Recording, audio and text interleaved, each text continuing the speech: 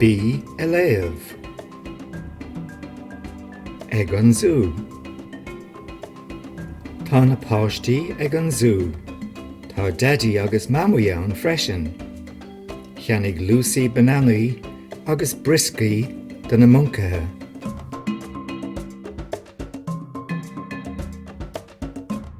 Ó bhalam na muncathe ag gáil inis. Siise.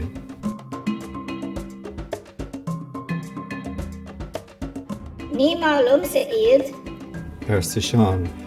dúirteann siad an téir an mord, caitheann siad na creiceann na bananaí ar an urlár, Barlam an lóna eáil.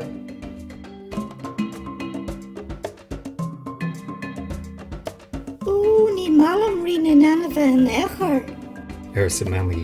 chur an teaglarm nuair as glíonn sé a bhéal.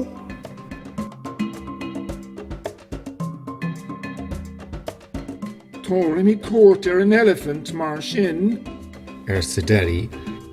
is pata mór ag gach duine é.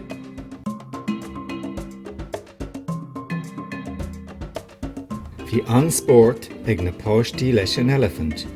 Thug siad millseáin, úla agus briscaí le nithe dó. Thug sé sin marcaíocht dóibh ar a ghrim.